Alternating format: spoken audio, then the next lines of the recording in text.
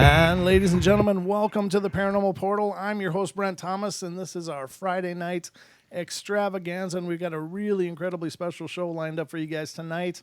I know you guys are in for a treat, and if you haven't paid attention to the ads, then I guess you'll just have to be surprised yourself. But I'm not alone here. I got my good friend and co-host, Mr. Don Longbeard, joining me. How you doing, Don? Doing good. I was so excited for the show. I decided to wash, braid, bead my beard.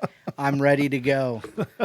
Which is important. Which is important. Yeah, this is dressing up for me. A well-groomed beard is important. It certainly is. Especially when we got company coming. So, and ladies and gentlemen, I'd like to just take a moment. Our guest tonight is he's just an iconic figure in the UFO field. He's the former co-director of the J. Allen Hynek Center for UFO Studies in Chicago. He served as director of special investigations for 10 years. He is a multi-best-selling published author and of many books regarding the Roswell incident. And he is the founder of the UFO Museum and Research Center in Roswell, New Mexico. Ladies and gentlemen, please welcome Mr. Donald Schmitt to the show. Hello, sir. How are you? Gentlemen, good evening. Great to be here. Thank you. It is a true and rare pleasure to have you here. You are one of the most instrumental people in digging into all of the mystery and obfuscation surrounding what was one of the most epic incidences of modern ufology, and probably was one incident that really brought it into the national consciousness more than any other. How did this all start for you? This is just such an amazing journey.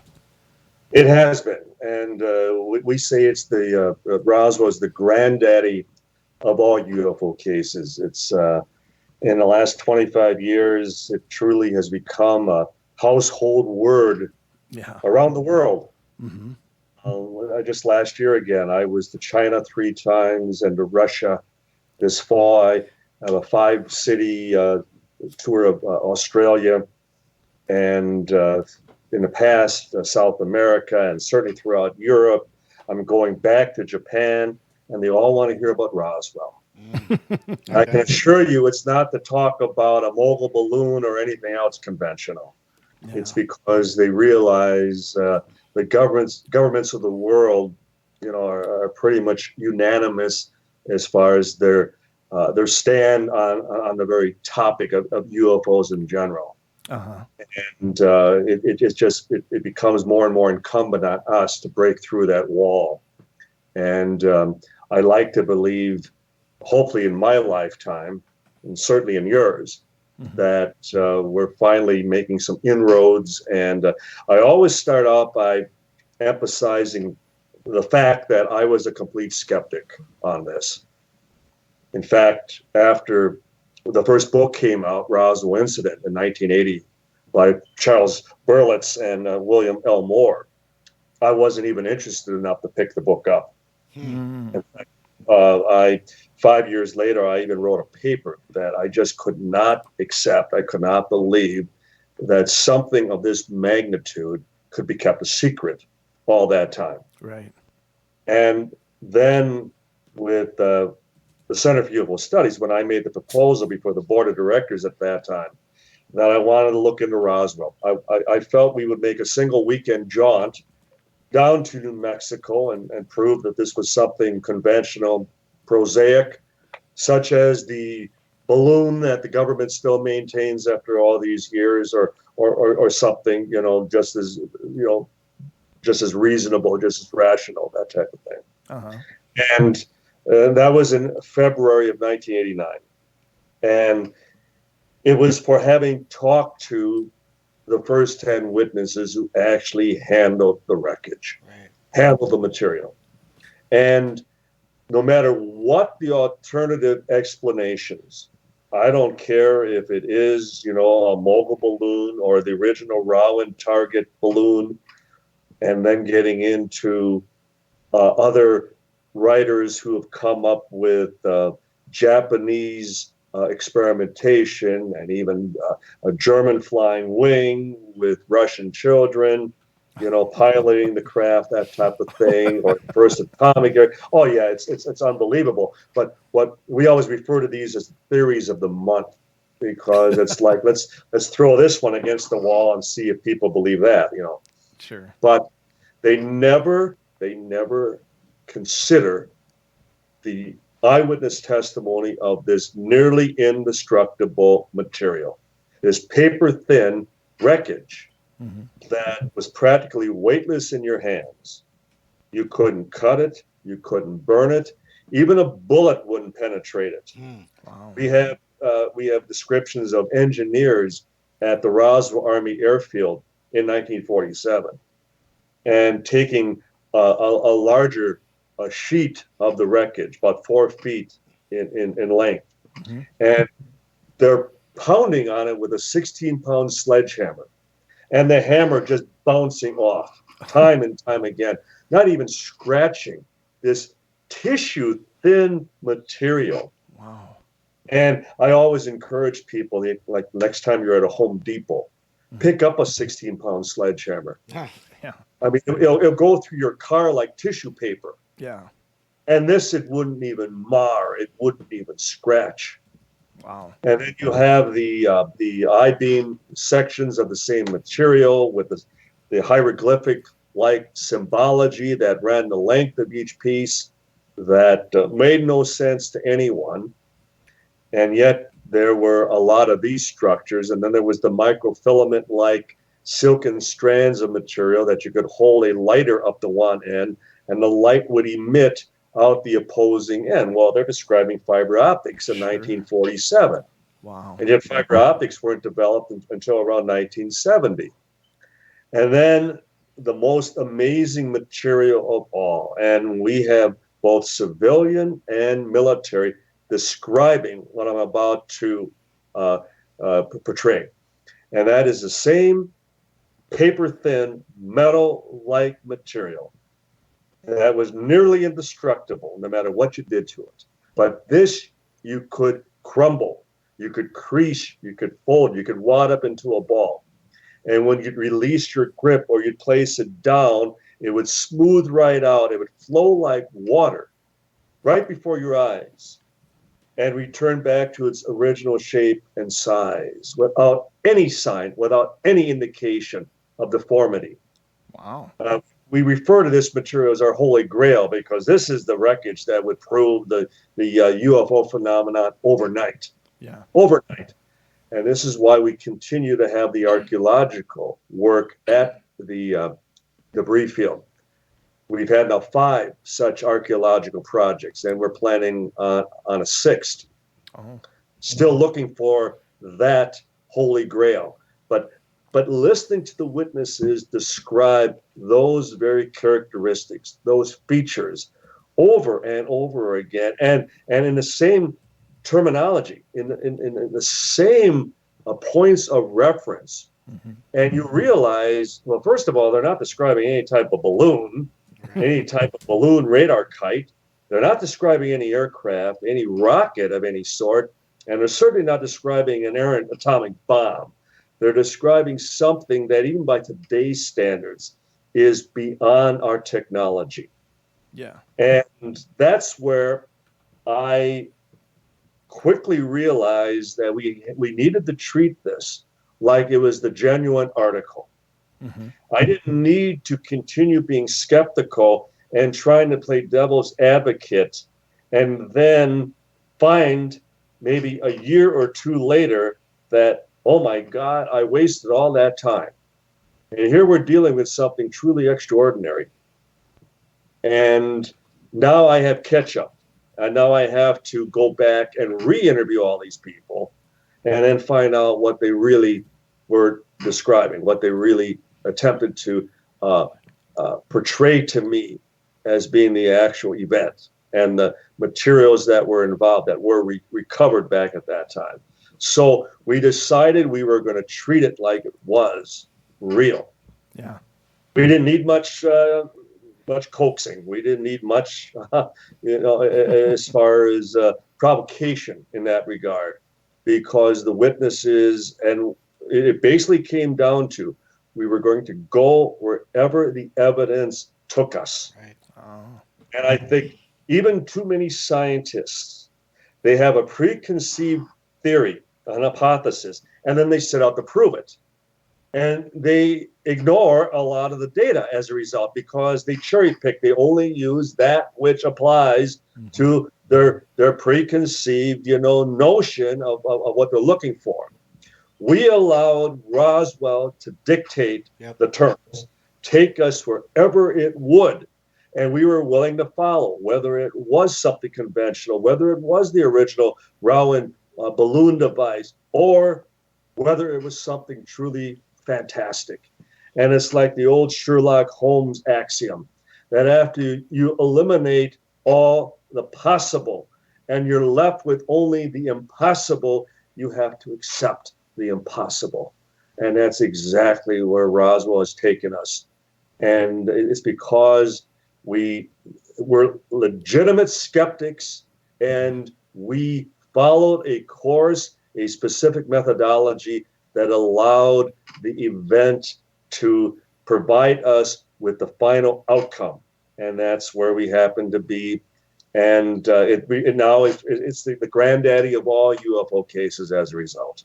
Yeah, what an amazing story, though, too. And I got to give you guys a lot of credit because for most people, when they officially research something like that, usually they come in with their own predispositions and they come in with their own ideas, and that's what they're looking for. And so I really commend you guys for taking your egos out of it and just letting the story come to you as it unfolded. That's brilliant.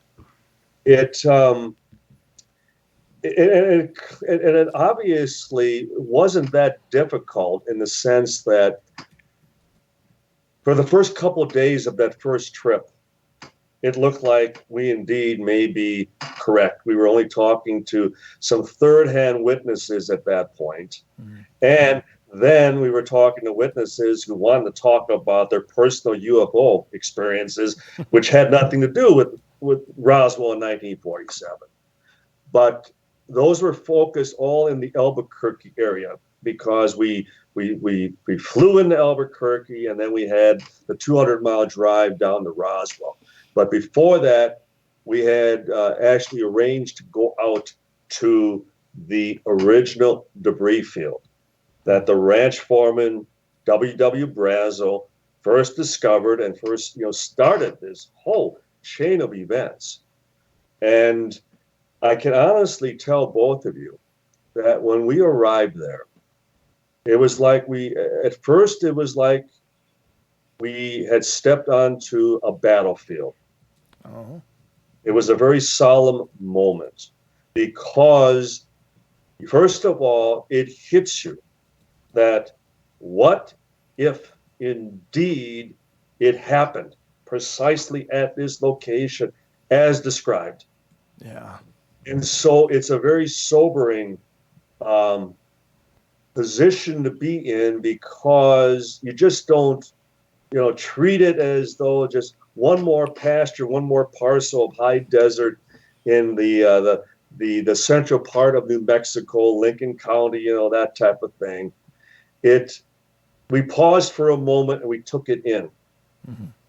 And I can honestly tell you that the second time we arrived there, we gleefully ran across the site like children experiencing as far as just that ultimate dream come true.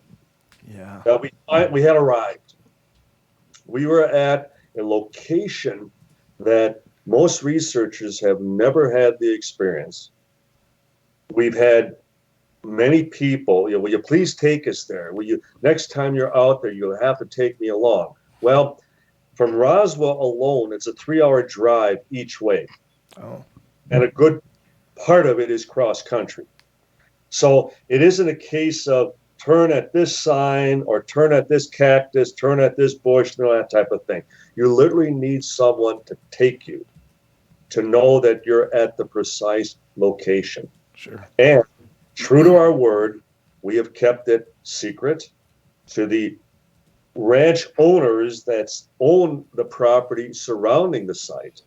And then the very location itself is Bureau of Land Management conservation property, which it has been for over 100 years. Oh, okay.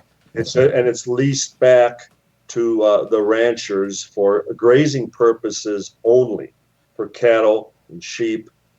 And as a result, whenever we've worked there, we have to leave it pristine. We've actually been, they enabled us, they allowed us to do some major excavation with backhoe equipment, with tractors, with big shovels. And I believe because we have always been totally professional and upfront as to our intentions and our respect, not only for their regulations, but also for the property, the site itself, that we have this wonderful ongoing relationship. And true to our word, we have not made it into a tourist attraction. Right. There is a monument that we placed out there in 2003, and it's about a half a mile from the actual location. It's overlooking that arroyo, that particular pasture. It's close enough, and that's how I put it to anybody who asks. It's close enough because our site is still an active archaeological site. We really are very careful concerning the risk of contamination and anybody salting the site. God knows the military have been out there many times through the years. In fact, they continue to catch them out there within recent years, still looking around. The ranch hands, the ranch owners, you hear their stories of how often they'll catch Air Force personnel at the very location. Wow. So do they confront them? Too are still very interested as to what we may find and what they themselves may still find at the actual location. But it's a race to the moon in that regard. Yeah. And so let the better men win, so to speak. Yeah. Now, are they confronting these people when they see them? Like, hey, what are you guys doing? Oh, yes. I'll give you an example. In the mid 1980s, there was a ranch hand by the name of Jeff Parker, who actually chased down a Jeep that came bobbing down the hill from the windmill. It's called Pump Site Number 1. That in the original story, the rancher, one of the things he complained about was that he had to circle the sheep 2 miles around the debris to get to the water trough, which is at Pump Site Number 1, that very windmill. So that's one of the landmarks, one of the features at the site. Well, there they see this Jeep come bobbing down the hill from where that windmill is located. And there's a heavy chase that then takes place. And the Jeep finally pulls over, and Parker jumps out of his pickup truck with a loaded Winchester rifle. And because that's how they are. That's how the ranchers are. They shoot first and ask questions later. Sure. And he's waving the rifle in their faces, and he immediately sees on the side of the Jeep, United States Air Force. Well, isn't that curious? And then he sees that they're two. Now ask yourselves, what's wrong with this picture? They're two middle-aged men and one is a corporal, and the other is a first-class private. Well, it's what officers often will do when they go out into the field and go to places they shouldn't be. They will impersonate low-level enlisted men. Oh. These are middle-aged men who are clearly officers, Right, and they're wearing enlisted men uniforms. And their excuse is they claim that they're there for doing a final location check for the establishment of a low radar tracking device for tracking drug smugglers coming in from Mexico. There's no such thing. I can assure you, there's no such thing. Well, it sounded important enough, but Parker kept saying, "You're on private property. Get the hell out of here right now." And Parker said that he saw that there were all types of maps and drawings on the dash and on the between the two bucket seats in the front of the Jeep. And so they agreed they would leave, but then the corporal, the 50-year-old corporal, then asks, "You saw where we were. Is that where that UFO supposedly crashed back in 1947? Well, Parker didn't know what they were talking about, because that's one of the things that even the ranch foreman and the ranch owners always keep secret. They don't even tell their own staff, their own ranch hands, about the significance of that very ranch. So he didn't have any idea. So he said, "I want you off of here right now." And they finally, they just left. But this is an 85,000 acre ranch, and the nearest base would be Holloman in Alamogordo, which would still make it about a good hour, almost 2 hours away. Jeez. So to suggest that they were just out taking a casual, joyride through the desert, no. That is And amazing. I could cite other examples, but we would take up another half an hour. But Well, no, it's just really interesting that they're still coming back. To me, that would seem to imply that they must feel that there's more for them to find there, and I'm curious with that, because as I understand it, the original collection efforts were pretty thorough, weren't they? You would think. pretty thorough. But then when you consider that Brazo's very son, Bill, and Bill and his wife Shirley, they were living up in Albuquerque at that time, and all of a sudden they see on the upper right-hand corner of the Albuquerque Journal someone they recognized. Well, it was a picture of Bill's dad, Mac, the foreman from the ranch, Right. who went into Roswell and started this whole, this whole situation. And it mentioned that he was being held in custody by the military. So Bill says to his wife, "Well, we better get down there because Dad doesn't have any hired hands. There's nobody to mind the livestock." So they would make the drive down to Albuquerque, from Albuquerque down to the Corona Ranch. And it was just after the military had completed the entire recovery operation. But according to Bill, you could still see that the whole area was trampled, and heavy tire tracks, heavy equipment, and there was a 10-foot wide furrow that went for hundreds of feet that something had impacted and skipped across the ground. Right. Wow. And he was the first of a half a dozen witnesses who would describe that feature and the location of it. Well, anyway, in the ensuing months after heavy rains, Bill would ride through that particular pasture, and lo and behold, there would be some of these pieces of wreckage. Oh man. Well, he found enough pieces to fill up a cigar box. And his wife Shirley would even describe to us that there was one particular piece that he kept in his leather chaps. And every evening when he would sit down to dinner, she would watch how he would pull that piece out from his chaps, and she'd watch how no matter what he would do with it, it was about the size of a handkerchief. Mm-hmm. And he would try to poke his buck knife through it, and he would hold his lighter up to it. And then she would watch how he would crumble it up. And every time he'd place it down, they would both watch as it would unfurl, Wow. as it just smoothed right out, right before their eyes. And night after night, day after day. Wow. So it was sometime thereafter. Well, can you hold that thought for a second? Please, Because go ahead. we're going to be taking a break in just about break? 20 seconds. So I didn't want you to get further into the story until we could come back. I need more than 20 seconds. Yeah. All right, then let's hold our breath.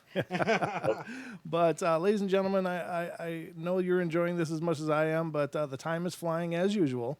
We're going to take a quick break, and we'll be back again on the other side with Mr. Donald Schmitt and continue his journey into the mysteries of Roswell. Don't go away, everybody.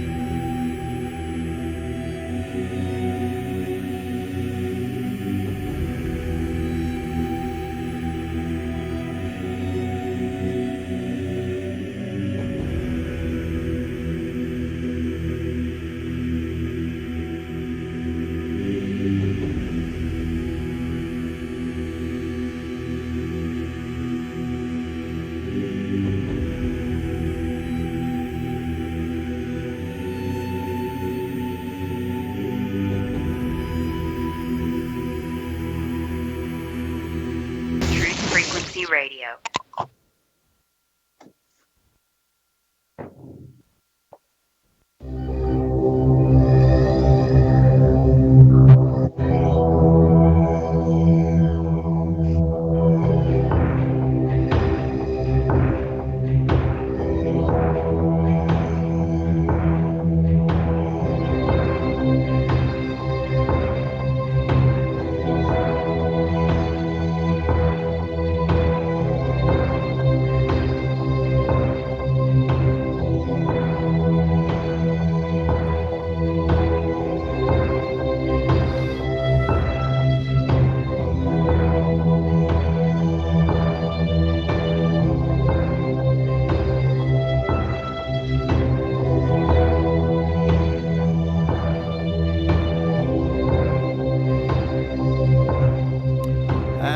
welcome back, ladies and gentlemen, to the second half hour of our show tonight.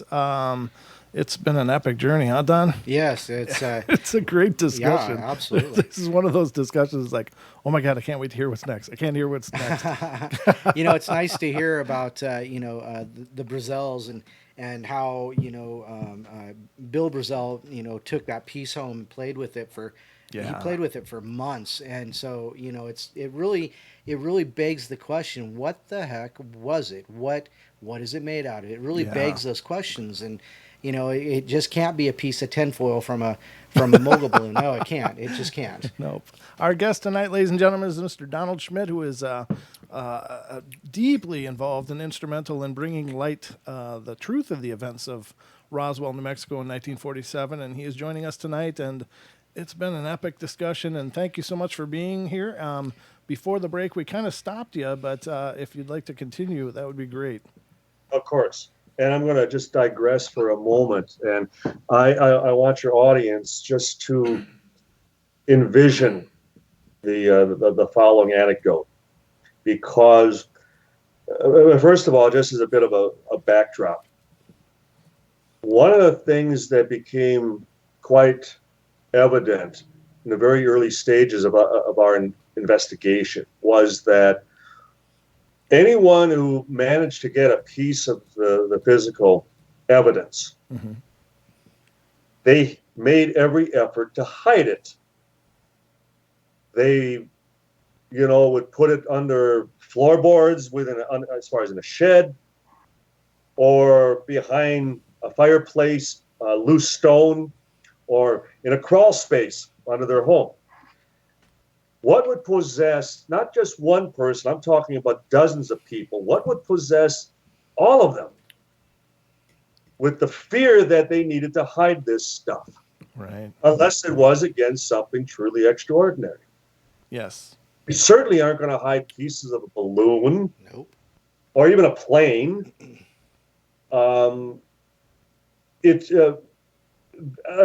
I keep asking people to, just the zeitgeist of the time. The fact that the military walked on water post World War II. Sure. It was a whole different mentality as far as towards our GIs, our airmen. The men, the people that had saved us as far as from World War II. And they still, in their respect, they feared enough reprisal, whether they were in the military or civilian, that they felt the need to secure, hide physical evidence of something extraordinary. And the point being that the military behaved the same way as the civilians. They all behaved as though this was an extraordinary event. And it's not that the civilians, acted like a bunch of lay, naive individuals who overreacted. It's not like the military that some low-ranking enlisted men became overly excited about something they just didn't comprehend or didn't understand. We're talking all the way up to the highest levels of the military, down to even children who were involved. They all reacted the same way. Wow. So here was Bill Brazo on one occasion where he is over at a neighboring ranch. And there was a young girl by the name of Sally Tetralini. And she was working outside, and he pulled up with a pickup truck and got out, and he immediately asks her, "Did you ever see anything like this before?"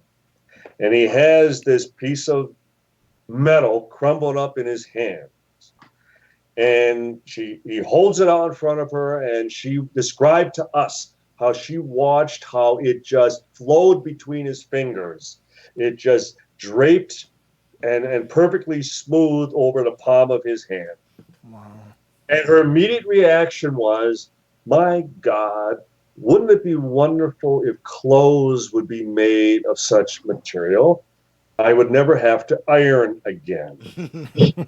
So it provides a wonderful visual of what she observed and how she equated it to the mundane, what she, performed, the things that she did in her day-to-day life, and her own perspective, the way she could relate to it.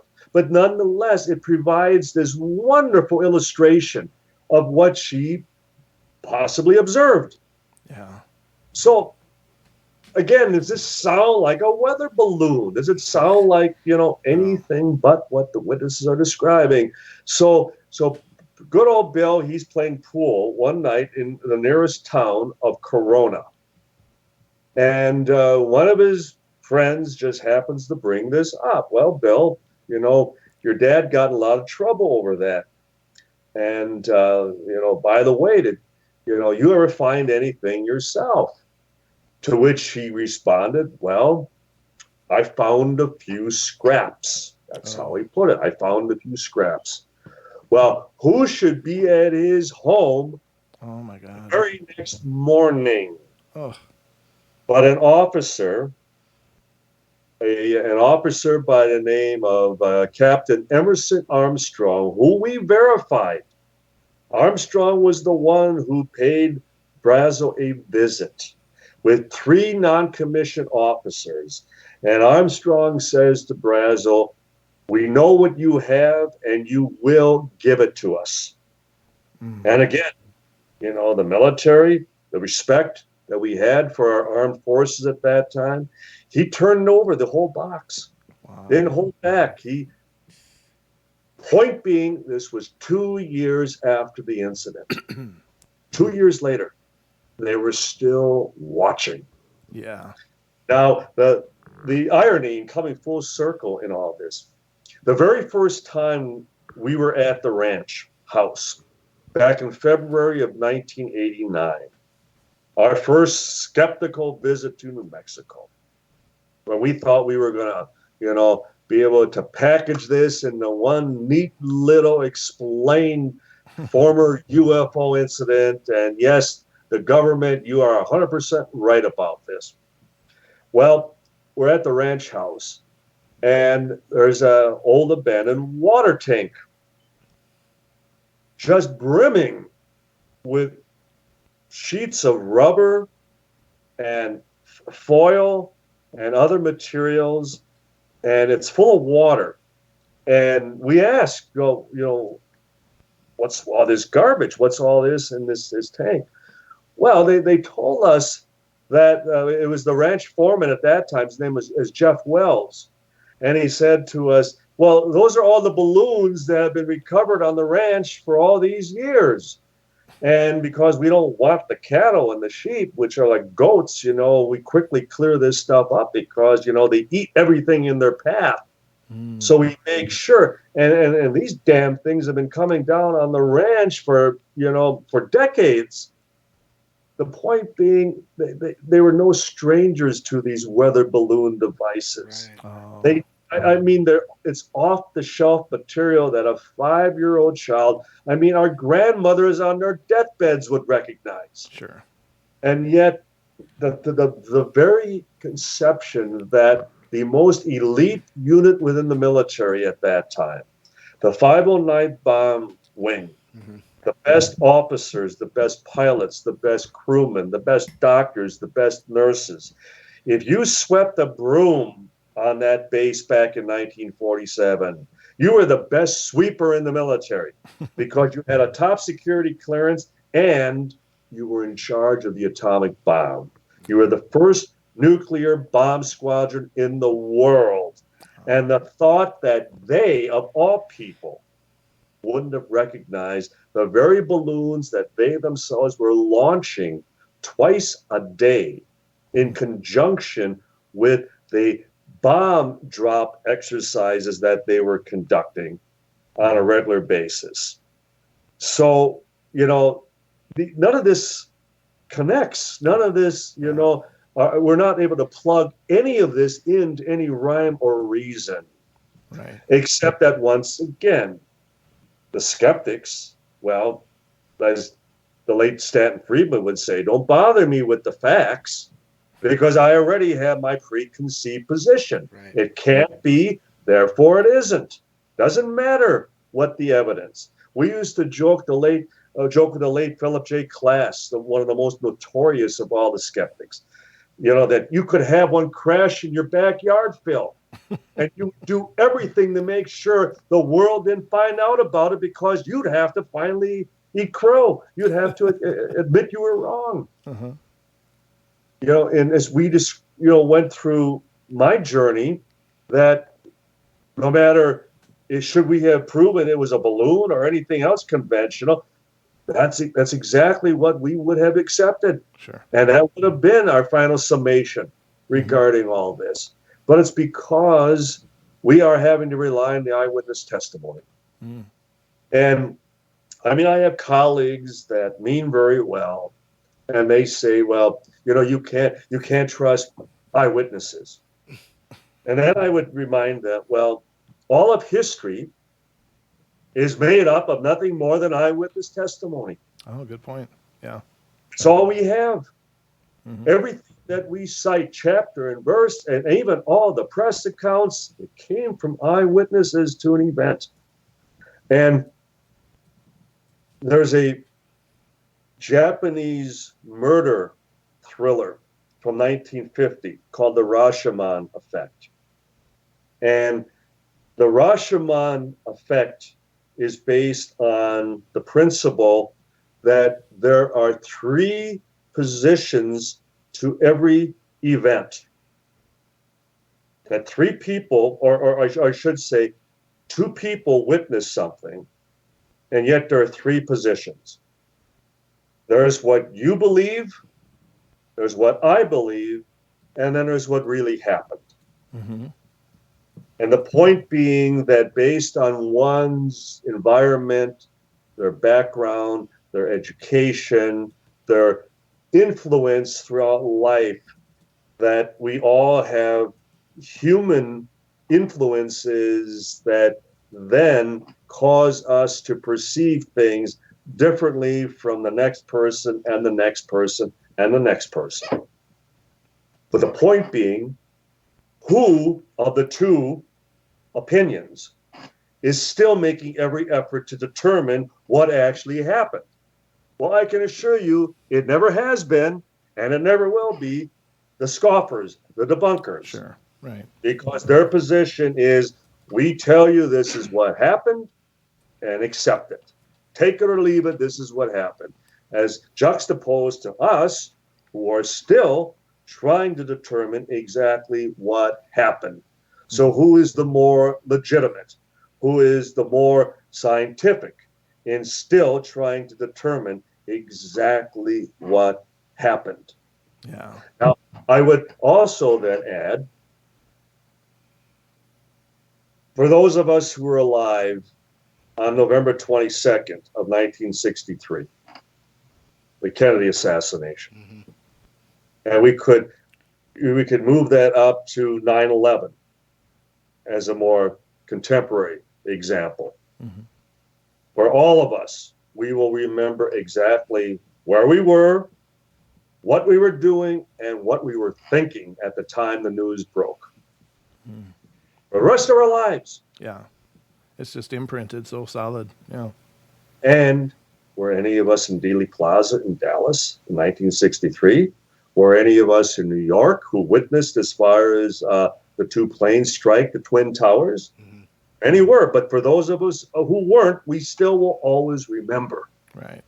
And then to suggest that the very people in New Mexico back in 1947 who held the wreckage in their hands, who saw firsthand what they were dealing with, and to suggest that, wow, their memories are faded and they're unreliable, and you just can't trust that after all this time that they have a clear impression of really took place back then. They really just saw a balloon, and they confabulated this into something off off the planet Sure. because they're trying to exploit this, and they're trying to make themselves famous, and they're trying to build museums, and they're trying to write books. Right. Well, sorry again, ladies and gentlemen.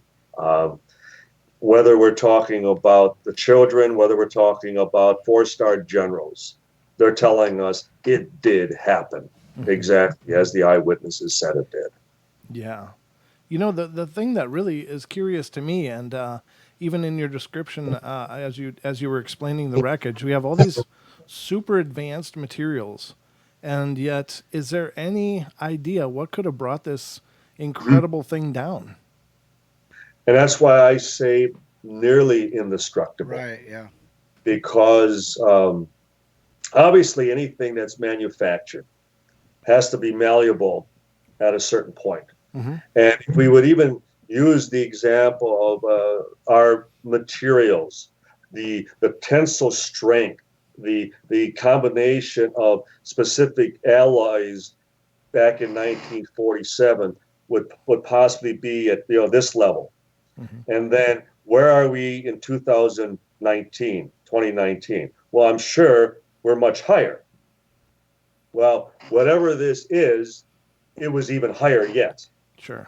But nonetheless, it whatever caused it to explode, to break up, it reached that fracture point. It reached that stress point that it caused it to break up into pieces. It was way beyond anything that we had, even by today's standards, but nonetheless, it did reach that breaking point. Okay. And it literally did explode. It wasn't just a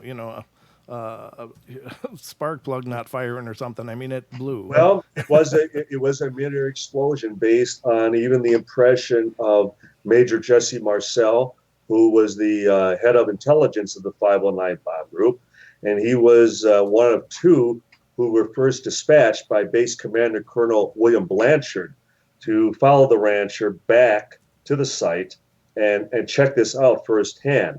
And it was Marcel's immediate impression, based on the pattern, the way the debris was scattered for almost 9/10 of a mile, that they immediately concluded that this was a mid-air explosion. Wow. The ranchers described that at the time, the night before, that there was a severe lightning storm. And between the thunderclaps, they heard what sounded like an explosion. So one could, again, imagine that it could very well have been struck by lightning, or it was an internal malfunction. They ever made that determination, and we certainly aren't going to speculate. I mean, sure. Again, all we can deal with is the fact that we have a huge amount of debris scattered for almost a full mile. Mm-hmm. But nonetheless, we did confirm through the Stallion weather site that the late evening of July 2nd, Wednesday, July 2nd, that there indeed was a severe thunderstorm that came off of the southern Capitan Mountains through Lincoln County during that evening and during that very time in question. Oh. So we've confirmed the weather. And who knows? People, again, they quite, you travel all that distance through space, and then you get caught up in a storm, and you're not aware of. Well, again, we're trying to think alien. Right. We're trying to think that just because one is higher advanced in technology doesn't necessarily mean they're smarter. Well, that's true. That is true. I'll give you that. That's a good point. So, a couple quick questions. So, if it was an in-air explosion, from the beginning of the furrow in the field to the end of it, the almost mile, if it exploded in the air, wouldn't there be pieces other places than just necessarily in that concentrated area? Was there anything found like half mile other directions? Well, the very first night after Brazel, the foreman, discovers this huge debris field, he goes back with his pickup truck, and there was a larger piece, about 10 foot in diameter, that he dragged behind the pickup truck. And he took 3 miles to the north, and he stored in a livestock shed that was still there till about 15 years ago. And in fact, even in the press release that went out on Tuesday, July 8th, that the Roswell Army Airfield issued, it says that the rancher stored the disc in a livestock shed until it was retrieved by the Army. Okay, so consistent. Yeah. It's just that they don't acknowledge the fact there was a whole debris field still out there that took 50 to 60 troops 3 full days to clean up, to gather up. There were 3 specific sites, all connected to the one event. There's a debris field, midair explosion. It rains debris that covers that area almost a full mile long. About 2.5 miles southeast of the debris field, atop a bluff, which we call the D. Proctor site, based on one of the principal witnesses to the location, Brazel found something else. Okay. And that was the terminology that was used. He found something else. Well, he and a number of children, including his son, Vernon, and Timothy D. Proctor, and Sidney Jack Wright, and one of the Eddington sisters. So we've been able to determine they found 2 bodies that either had been drawn out by the percussion of the explosion or the decompression, or the fact that another 25 miles from there, east-southeast along the same trajectory route, about 35 miles north of Roswell, there was a pod, a capsule, about the size of a Volkswagen Beetle, egg-shaped, described by numerous witnesses, including the sheriff, a fire crew chief, and numerous military at the site. Egg-shaped, about the size of a Volkswagen Beetle, 2 more bodies, and a survivor. One lone survivor. So 3 distinct sites: debris field, secondary body site, and an impact site. All part of one event. And witnesses to all 3 of these specific locations. That's amazing. Yeah. And that's all the corroboration of all of these things compiled. And then, it's such an insult to hear, well, it was a balloon. And how does a balloon create 3 separate crash sites? Yeah. And a gouge, for that matter. Right. No. Again, it does not compute. Right. It does not compute in the slightest. Right. And there is not a single witness, not one, who can place a balloon device or anything else conventional at the debris field, the secondary body site, or the impact site. Wow. Now we got about 2 minutes before break, but I just want to ask you this. So initially there were several people holding pieces, and you had mentioned how they hid them so carefully and so completely, but every one of those was eventually recovered by the military. Is that right? They made such an extreme effort in not only silencing the witnesses involved, most specifically the civilians, but also searching, ransacking houses, sheds, slitting open bags of feed, tipping over water tanks, pulling up floorboards, pulling out drawers and flipping over bed mattresses, all in an attempt to find every last piece of physical evidence. Now, the military has absolutely no authority over civilians Right. unless martial law is declared. In fact, if they come to your house with rifles drawn, we all know what we can tell them because they are trespassing. They have absolutely no authority against civilians. And yet, that's exactly what they did. Man. And the worst example would be poor Matt Brazel himself. Can you hold on to that thought? Hold on to Matt Brazel's thought because we're about 10 seconds away from the next break. All right, ladies and gentlemen. So this is just an amazing night. My God. You know you're going to have to come back. If you are willing, I would love to have you back because there's no way in 2 hours we're going to even scratch the surface. But all right, everybody, we'll be right back in just a couple minutes. Don't go away for more of Mr. Donald Schmitt and the mysteries at Roswell. We'll be right back.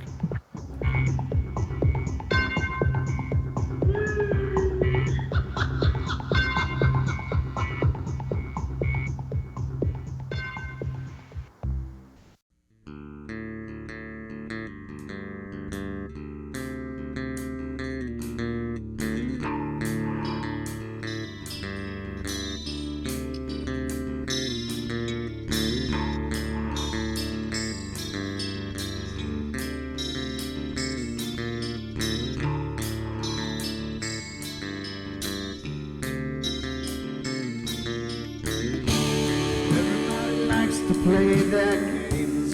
Everybody loves to place their bets.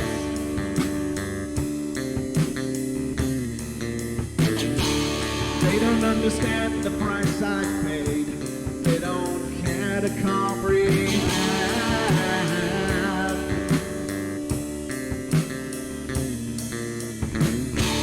Trace their lines upon my body, dripping scars across my heart.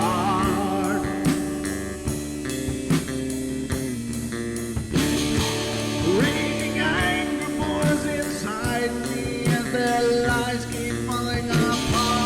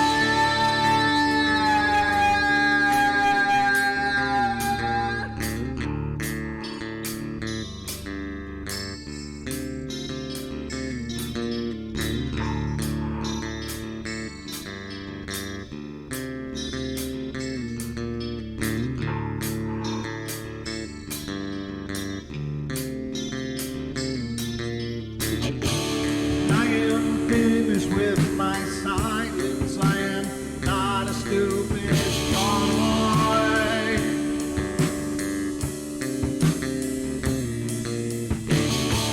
No more breaking me with kindness, just you dance upon my joy.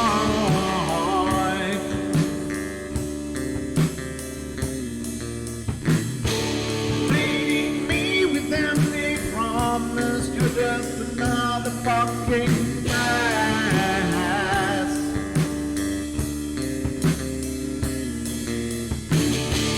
Taking off the slice of my sanity, just make sure that you're well fed.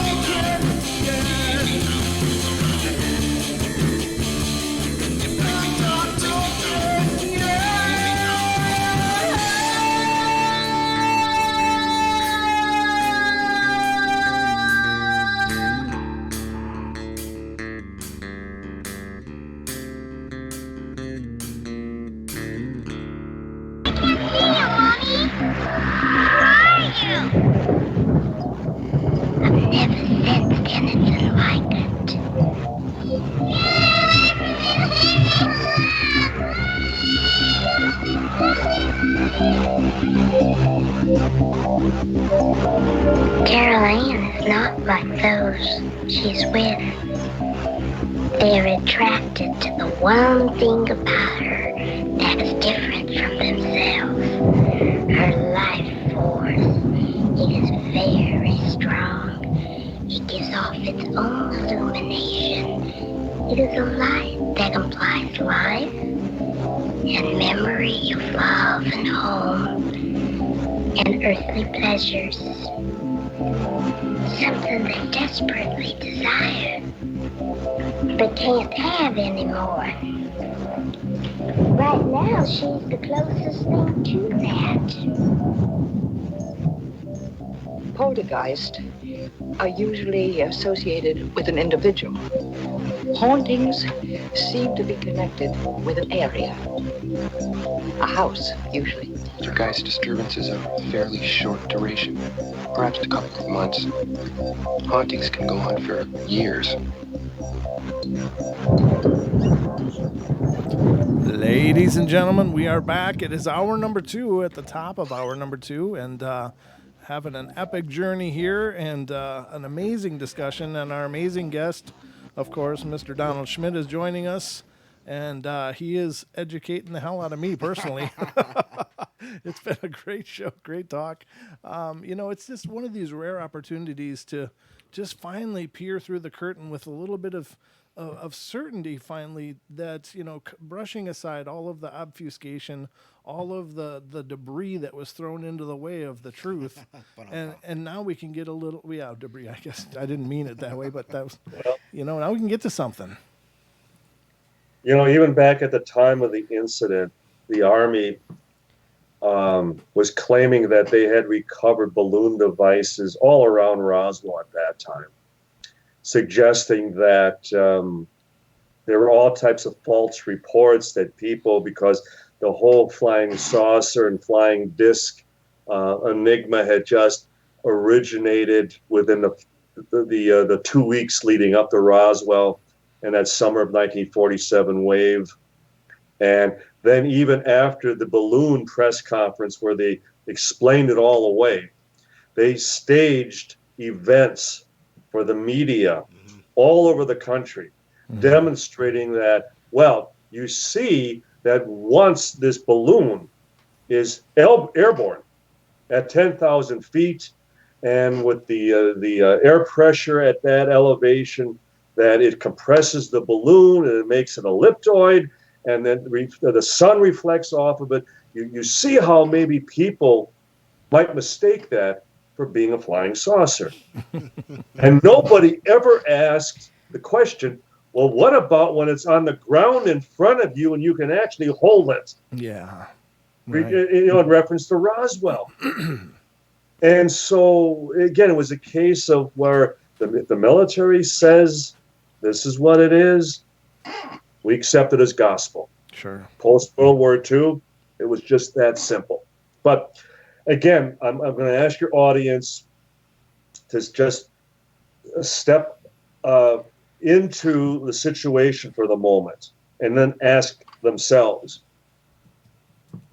I was talking about the military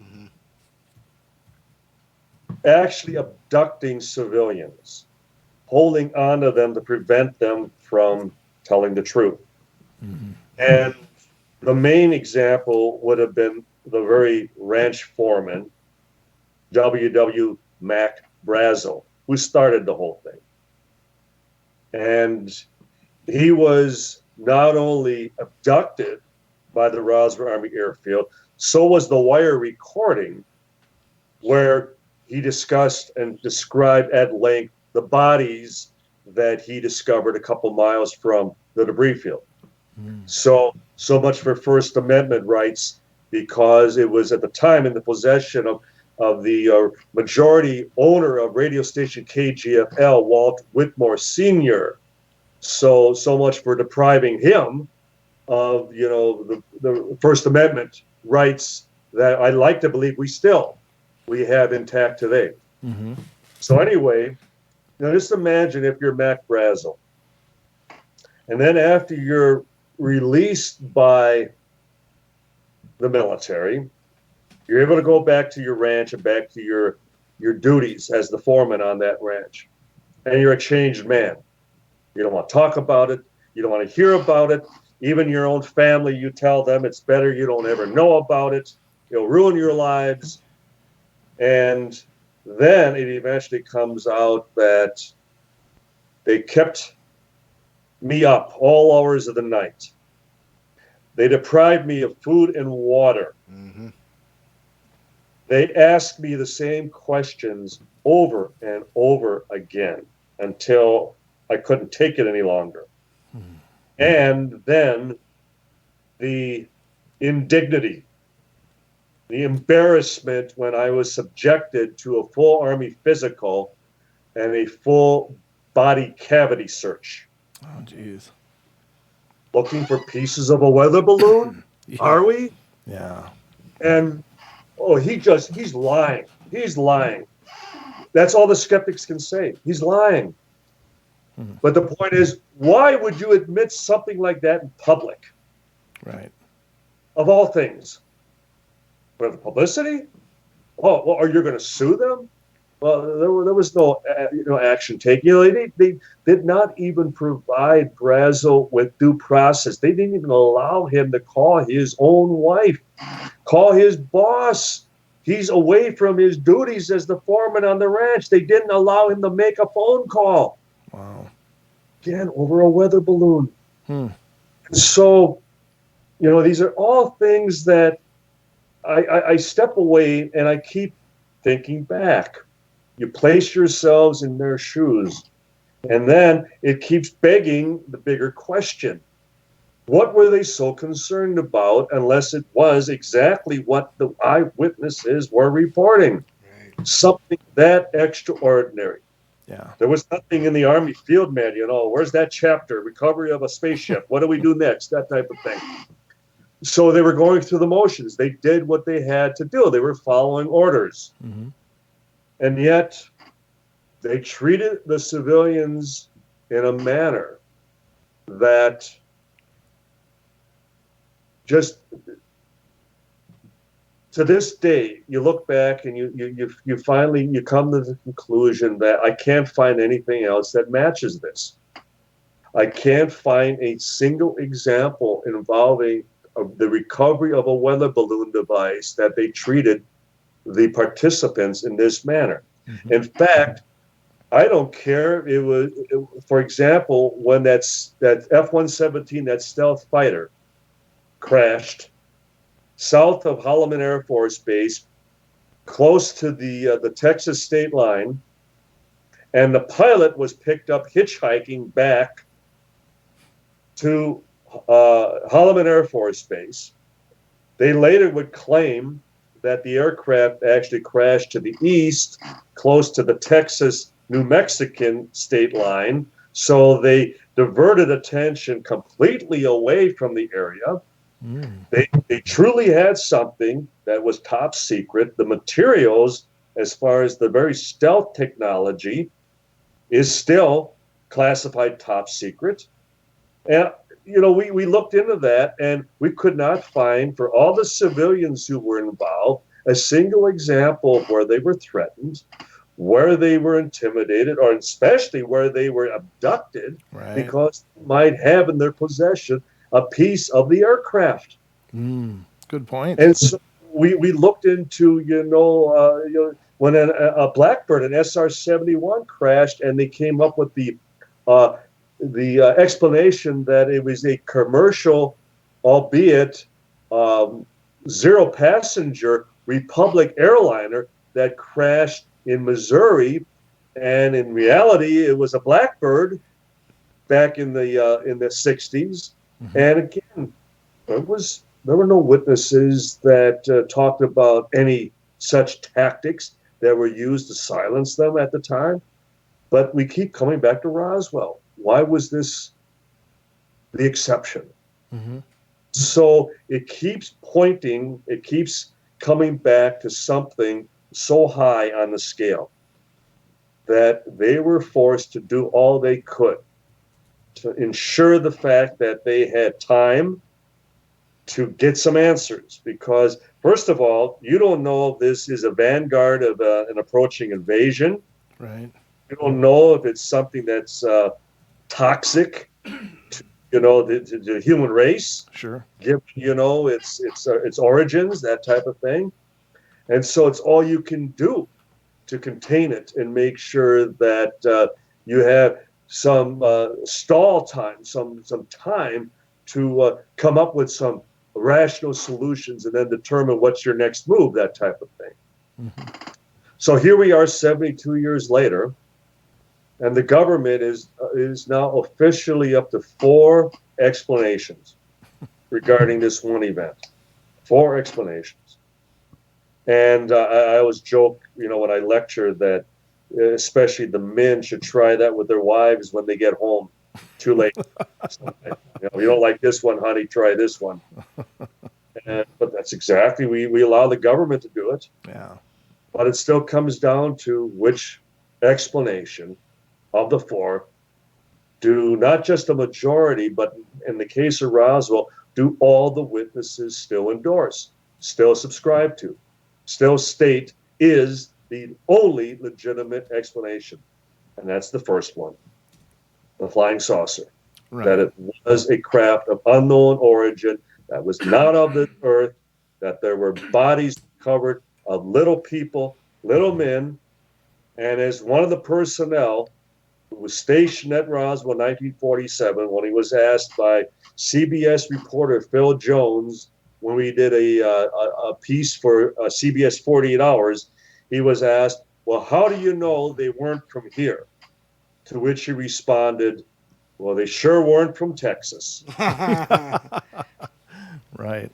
So again, visually, you just keep coming back to, they're talking of this super strong material. They're talking about multiple sites. They're talking about memory material. They're talking about little people that weren't from here, that weren't human. And again, it paints this mosaic. It creates this picture well beyond any type of balloon. And it certainly then covers the full gamut of every alternative. And we have looked at every alternative explanation, believe me. We even looked into the possibility of a Japanese atomic bomb. Okay. And just covering all of our bases. And nothing need apply. Nothing comes close. No, what happened to the bodies or the survivor and the bodies, as far as you know? Everything went. In fact, it's also a matter of historic fact. Okay. Everything went to Wright Field, which would become Wright-Patterson Air Force Base in Dayton, Ohio. Right. In fact, we have dozens of witnesses who were on the receiving end, who were there at the time.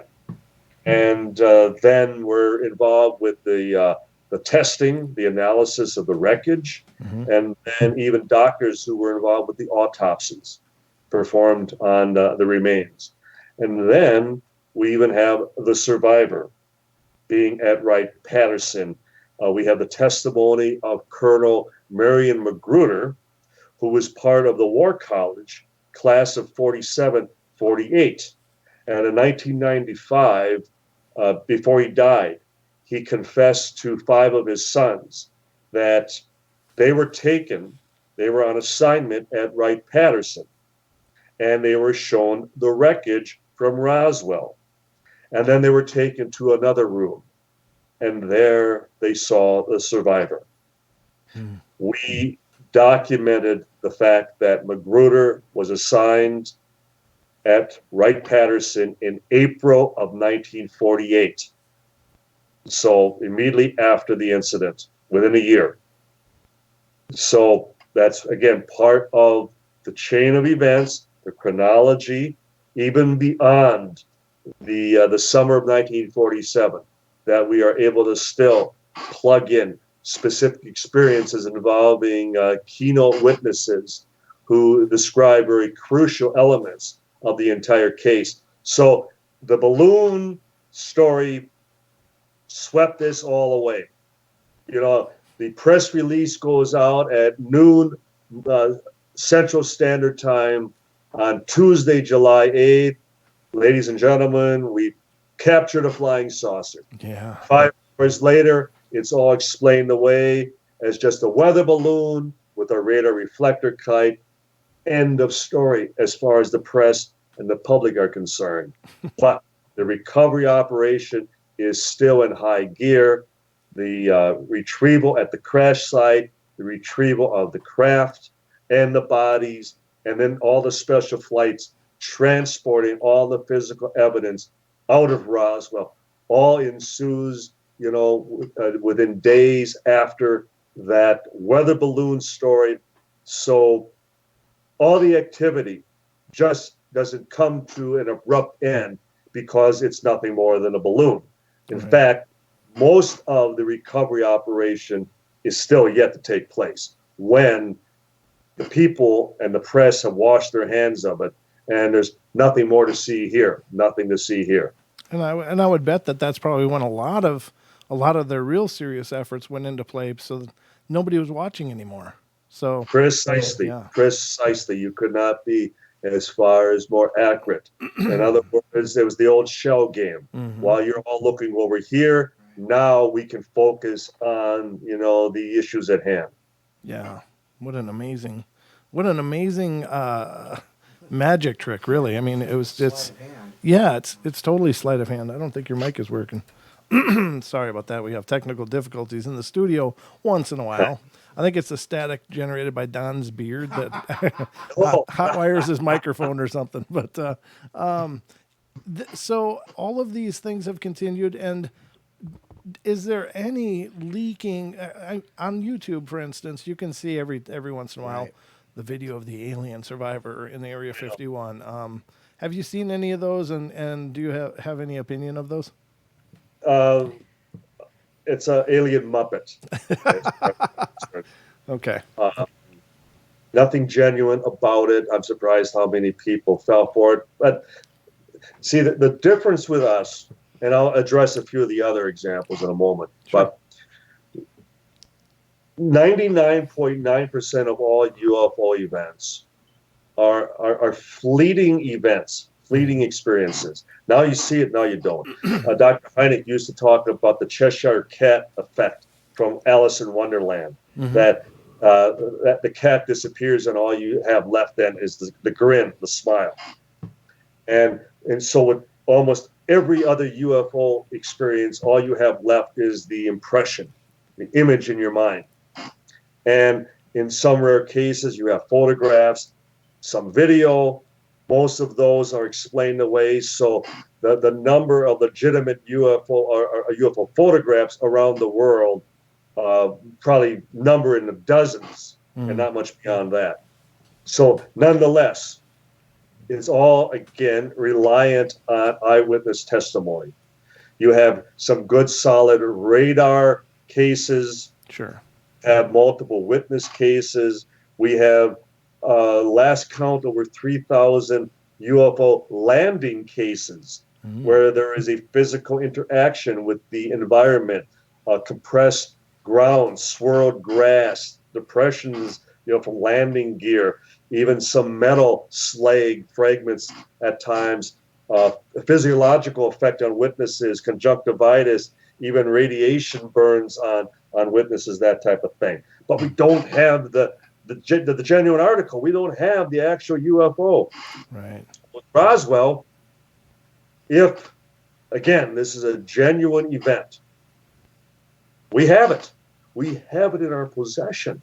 Yeah. So not only are we talking about an intact craft, not only are we talking about thousands of pieces of fragments, of pieces of wreckage, not only are we talking about physical remains, biological remains, and certainly you would preserve unique specimens of that sort. You wouldn't just toss them away at some point. And then you talk about all the documentation. Then you talk about all the sworn affidavits and all the depositions. Then you talk about all the photographs and all the film. And then you talk about the autopsies. And then you talk about all the photograph and film regarding that situation. So you're talking about just an unlimited amount of evidence, all involving one event. And very few other UFO events, rise to that level. Right. A possible breakthrough all in one fell swoop. Roswell encompasses everything. One event, everything. So through the years, God knows we have had dozens of false flags. We have had photographs. We have had slides. We have had fragments of metal. We have had false witnesses. We have had, as far as false locations, crawl spaces, caves, attics, basements behind retaining walls. But the point being, you still have to check out every one, because what's going to take is that one. Because if you accept that the case already has risen to that level, anything that may appear linked, any little crumb, any little trace of that full event is potentially enough to solve this, to break this. So you do have to check it out.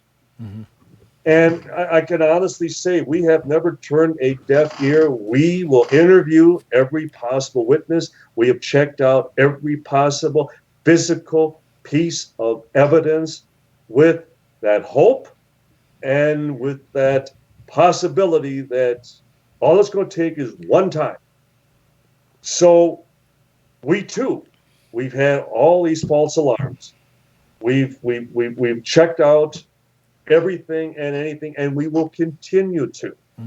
But to suggest that just because there have been a lot of phony examples of possible physical evidence and witnesses, you mentioned as far as like on YouTube, and witnesses that have stepped forward.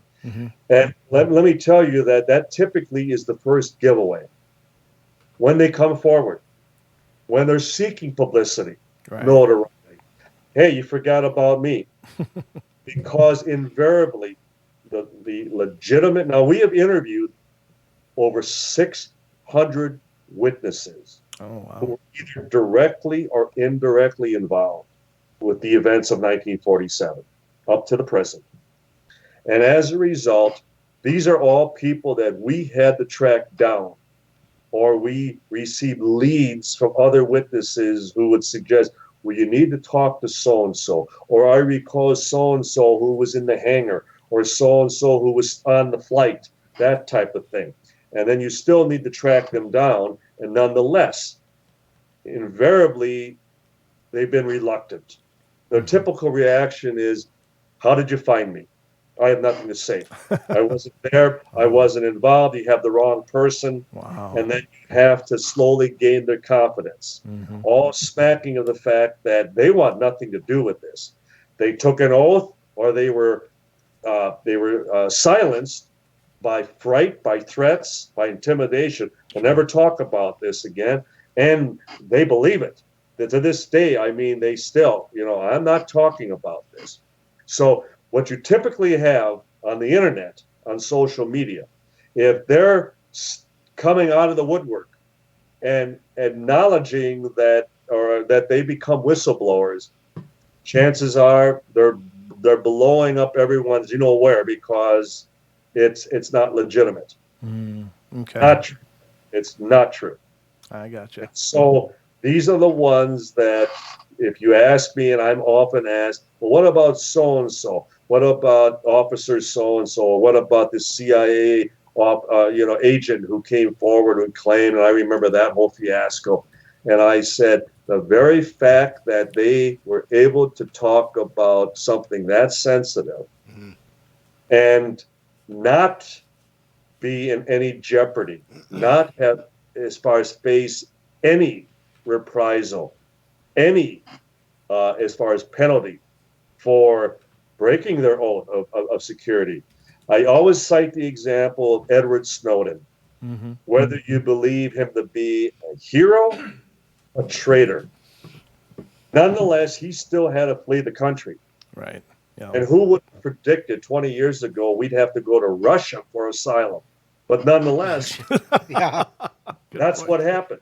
It is. Now, So if I'm a true whistleblower releasing information about Area 51, Wright-Patterson Air Force Base, the Roswell incident, and I'm telling the truth, you better believe it. I'm going to be in a lot of trouble. you better run. You better run, Yeah. and you better make sure it's on a quick plane as far as overseas. God, that breaks Okay, it. ladies and gentlemen, we're going to take our last break of Last the break. night. It's already flying by. This is how quick it goes when the conversation is epic. So don't go away, everybody. We'll be right back for more of Mr. Donald Schmitt and the Mysteries of Roswell.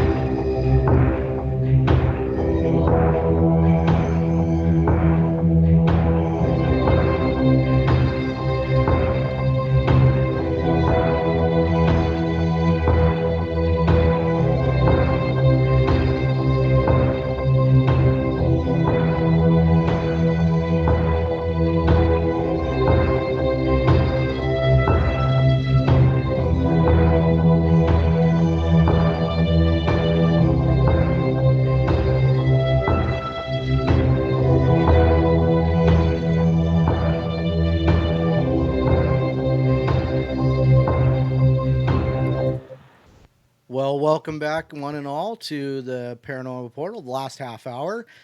We've had a great show. It's rushed right by, as they usually do when we have great guests and great discussions. And we really appreciate our guest tonight. That would be Mr. Don Schmitt. And how you doing over there? You doing all right, Don? I'm great. Excellent, excellent. So, we've been talking about Roswell, the grandpappy of them all. I kind of wanted to ask a question. I kind of wanted to lead kind of towards Wright-Patterson. And let me put it this way. Everybody, there's this whole September 20th thing coming up about, oh, they can't catch us all, or, like they're Pokemon, or they can't something us all. Anyhow, but, why, I mean, even I knew when I was a kid back in the 80s, the late 70s, early 80s, and I'm in high school and I'm like, they didn't take it to Area 51. They took it to Wright-Patterson. You're going to the wrong spot. So it's all out there. Everybody knows this. What would be their thinking of storming Area 51 instead of Wright-Patterson, where the things are, where these things are? Oh, they were. In fact, there's a full-bird colonel who actually admitted to us on one occasion that he said it became the damnedest thing, as he put it, to try to hide things in the middle of a city. We had a hell of a time, he said, moving things in and moving things out, because Wright-Patterson is right in the heart of Dayton. Right. Whereas a lot of the other facilities are on the side of a mountain, out in the middle of the desert, as remote as one would anticipate, especially with the advent of satellite tracking technology. Especially after Sputnik, all these strategic air commands, they started to go underground. Wright-Pat was no different. We've heard as many as 10 levels beneath the surface. Right. And so it's our information that just about everything sensitive was moved out of Wright-Pat in the early 80s. Mm-hmm. So did it all go to Area 51? Well, no, we believe it went to other facilities. But because 51 has been so glamorized, right, especially in TV and in the movies, and first of all, 51 did not even exist back in 1947. Right. It actually wasn't even. It was just a runway for some experimental aircraft. They just used it as a backup runway. That was really it. And it wasn't until 55 that it was officially, established as a working facility. And as we know too, it wasn't even really officially acknowledged till during the Clinton administration that even such a base even existed. So they did much themselves to fuel the whole notion that if don't look at the man behind the curtain type of thing. Right. Yeah. And so, but they were also playing up the idea that, well, maybe there is more going on here. So I think they were having fun with it. Okay. And now they realize that it now may finally get out of control and somebody might get hurt. Right. And what they need to do, I'm surprised they have not done it. They still have over a month, but that they need to put out basically a warning, a statement that this is what we will do. Mm-hmm. We will not, basically, we will not take hostages. That we will take this as an invasion, as a threat to, our national security.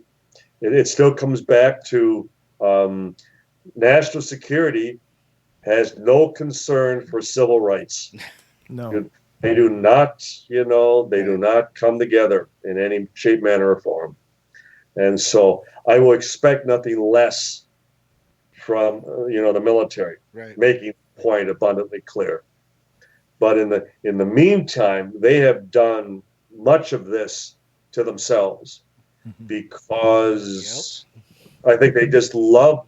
I think they secretly they get off on the idea that, yeah, people think we have alien hardware here. Yeah, they think we're flying actual, spacecraft, from another planet. And I think they're relishing the notion that, well, maybe not now, but someday.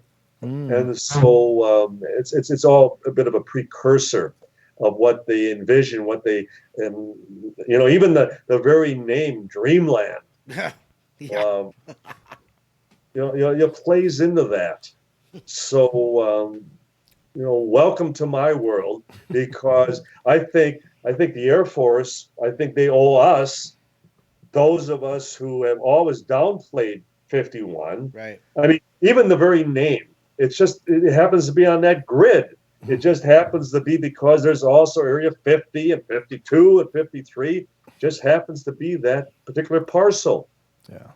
But back in the late 90s, when there was a class action suit of a lot of former employees at the base, and they would describe that everything was coming on to the grounds and nothing was leaving.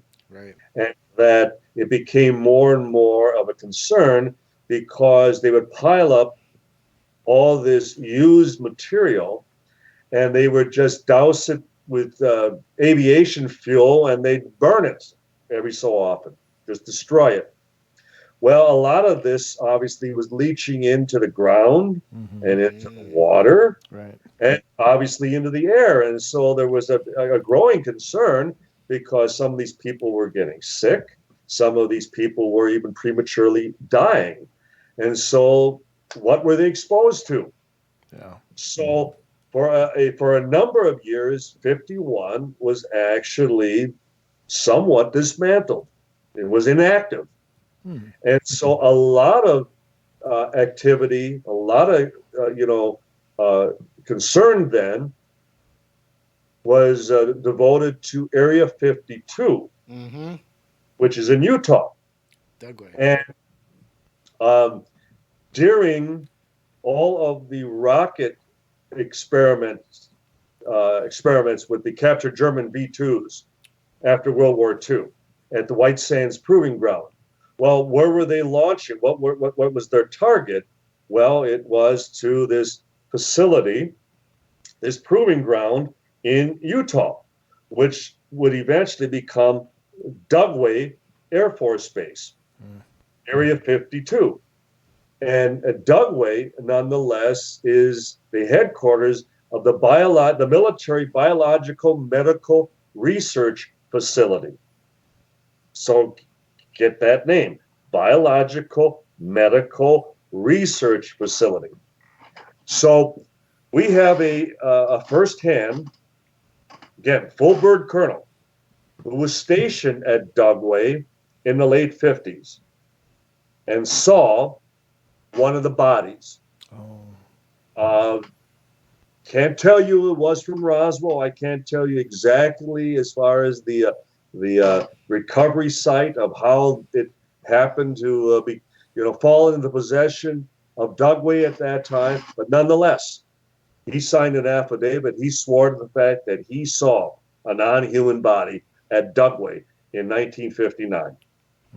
So then we add the late Colonel George Weinbrenner, who was at Wright-Patterson.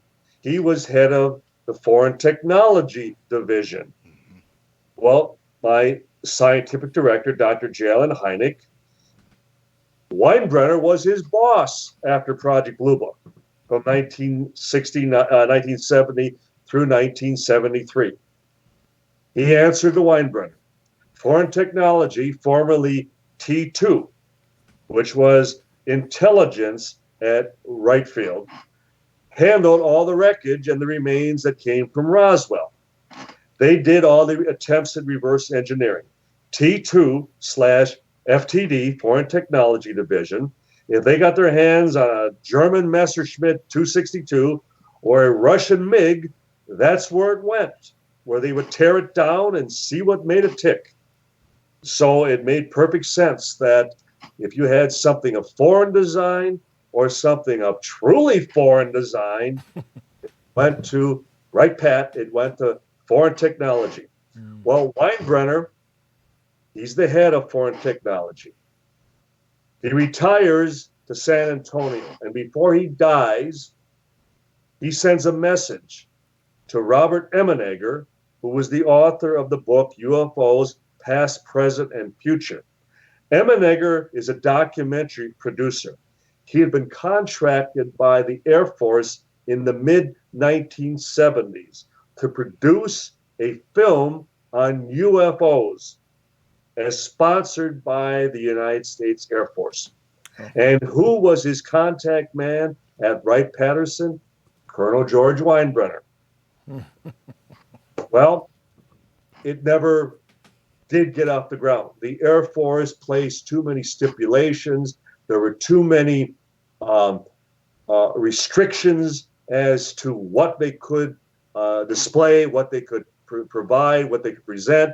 Never happened. Well, nonetheless, Weinbrenner, before he died, he sends a message to Emenegger, which stated simply, Bob, we have 5 bodies at Dugway.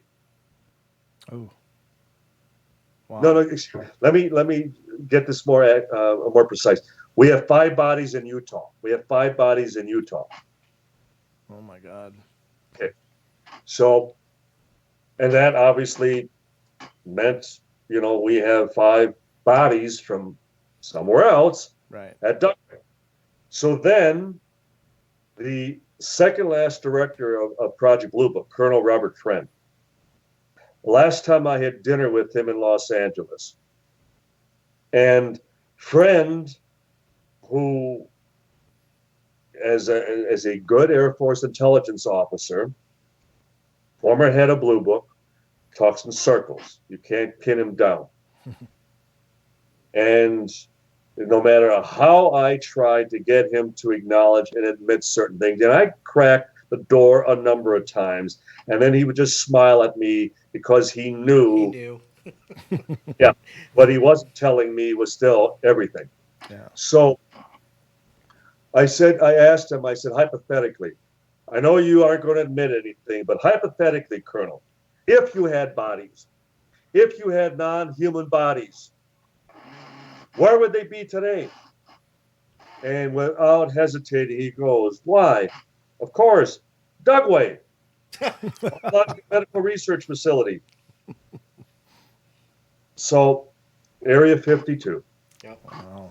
Yep. Now, I got to ask you, we only have about 12 minutes left, but of course, it seems like the Navy's taken a different approach and has been releasing some, I guess they're ambiguous videos, but they seem to demonstrate some kind of otherworldly craft.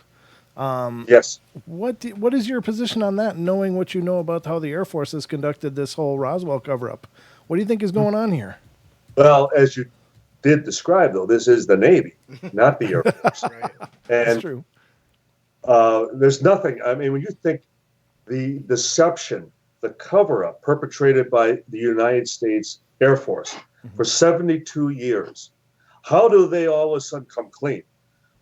All of a sudden now you can trust us. Now you can believe us. Right. No, they've dug themselves so deep that I find it it's irrecoverable. I mean, there's just absolutely no way that they could ever, short of actually displaying the craft and the bodies. Right. And then half the people would still discount it. But we need to keep in mind that when the Air Force came out in September of 1994 with their Project Mogul report, explanation number 3, and Colonel Richard Weaver at the Pentagon, he admitted over and over again that we lied about the balloon explanation in July of 1947 about Roswell. We were forced to lie. And then he came out and he kept using the word theory. They were presenting their new theory. And it's the same off-the-shelf material balloon, but what confused the personnel in charge of the atomic bomb back in 47 was not the balloon, but the microphone, the acoustic listening device that Mogul, involved. The theory being that at high altitude, that when the Soviet Union would detonate their first atomic bomb, we'd pick up the shock wave in the upper atmosphere. Well, the project failed miserably. It didn't work. And nonetheless, it suggests that, well, they saw this microphone laying there amidst all the balloon wreckage, and they went, oh my God, we're being invaded. Sorry, again, it just stretches credulity as far as all hope. Yeah. Well, nonetheless, Sheila Windhall was the Secretary of the Air Force at that time. So when the Mogul report came out, she issued a statement that they were relieving all Air Force personnel of their security oaths regarding Roswell. And there wasn't a historian in the room, or at least there wasn't a reporter in the room that didn't catch the red herring that had just been released. There was no Air Force in July of 1947. Nope. This was an Army incident. How does the Air Force absolve the Army of a security oath? Sorry, no cigar. So again, they were lying to us. They were trying to trick us, and only we picked up on it. And so when the Air Force Project Blue Book was declassified in 1977, 13,000 cases the Air Force investigated. 701 remained unexplained. Oh. So much for their explaining everything. Right. 701 officially unexplained. And we're going, where are all the Army cases? Where are all the Navy cases? Sure. It's all Air Force. Mm-hmm. I mean, they're just a smattering here and there, or just a reference to this naval incident or this Army case. But I mean, certainly there had to be hundreds, possibly thousands of Navy and Army. Where were all those cases? Well, it doesn't take a genius to realize they have their own investigations. Sure. Right. And so they remain intact. They still remain classified. So now the Navy, I would love to believe that they finally are getting to the point that, well, our record is clean. And maybe we need to slowly start testing the waters, and maybe we're going to slowly start putting out some crumbs to see how the public responds. And we're going to be the vanguards, finally releasing the truth about the UFO phenomenon, that we are not alone. Yeah. Now, lest the audience think that, the one branch of the military, certainly consorts with the others. Oh, no, they don't. They're all in competition with one another. And the best example would be even Desert Storm and the late General Norman Schwarzkopf of the Army. And he was having his daily briefings, and he was complaining that the very first night that they attacked Baghdad in Desert Storm, and the Air Force immediately declared air supremacy. Well, the Army didn't know if it was clear for them to march into downtown Baghdad or not, because the Air Force wasn't telling them anything. Wow. And the same with the Navy, still launching, their cruise missiles into the city. Oh. The Army had no idea, because they were not on the same page. They didn't have the same playbook. So clearly it demonstrated that they still are their own separate entities. They are not cooperating. They are not working together. And as evidenced by the Air Force Project Blue Book, they were not investigating the phenomenon in the cooperation of the Navy and the Army and the other branches. Wow. So I would love for the Navy to now finally say, enough is enough. Right. I think that's pretty... Pilots are experiencing these objects. They are beyond anything that... And heaven help us if they're Russian or Chinese. and secondly, they're defying the laws of physics as we know them. Right. And if that's the case, then we're dealing with an intelligence way beyond our own.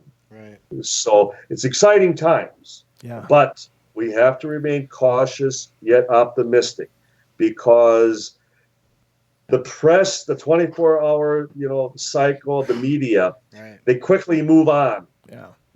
They do. and they will move on. The next shoe has to drop, and if we wait too long, again, the UFO field, we don't have the answers. We're waiting now Yeah. for more information, to come forward, and we just hope it's before the water turns cold. Right. Right.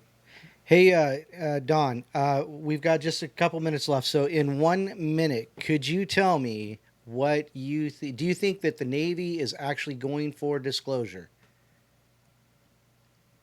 No, and for this reason, because who still owns the purse strings? And in fact, when the Congress people, and I could name the 10 who are involved, Mm-hmm. who are being briefed, and the president has acknowledged that he's also being briefed on the situation, and this is by the Navy. Mm-hmm. And so it still comes down to, unfortunately, the politicians saying, well, we don't believe this should be publicized. We don't believe this should be disclosed. And you know how we're going to control the entire matter? Next time you come up as far as budget requirements and requests, we're going to remember how you played ball with us. Right. Sure. And so if it was the Navy calling the shots, yes, then I would like to believe, and I would say 50-50, that there's a chance that there could be a break towards disclosure.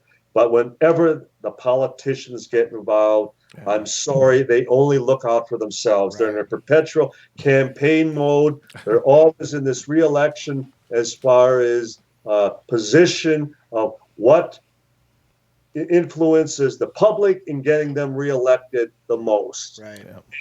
Right. At some point, they may decide that, well, disclosure gets them reelected. Right. Maybe the president gets me reelected. But if there's a concern that if it panics the people, if the culture shock is enough to disrupt the apple cart, so to speak, and throw everything into turmoil, then who's going to make that announcement? Right. Who's going to say, we have no control over, this phenomenon, but vote for me come next election, Yeah. Right. Yeah, exactly. I know that many politicians have dangled it like fruit, in front of the donkey kind of thing. It's like, oh, well, if I get in, we're going for disclosure. And as Jimmy Carter did. Yeah. President Carter, before being elected president, I'm going to release the files. Yeah. Well, Bill Clinton did. Yep. What stopped him? Yeah. Somebody did. Somebody did. Exactly. Yep. Somebody did. Yeah. And that's another investigation, and that's another show, because we have a lot of ideas, and we're getting close to believing who those somebodies are. Right.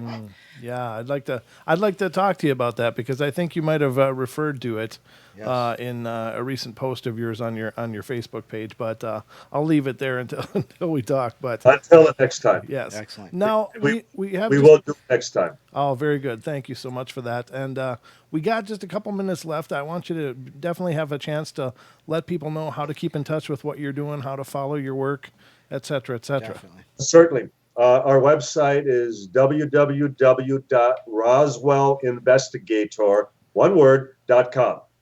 And our latest book, UFO Secrets, Inside Wright-Patterson, is just out within the last month. It already went bestseller at Amazon. It's also available at Barnes & Noble and certainly all fine bookstores throughout the country.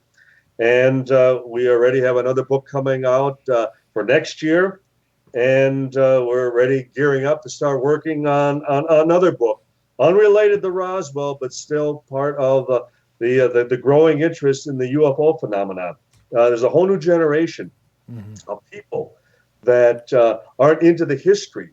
And you need to know the history to know where we're going.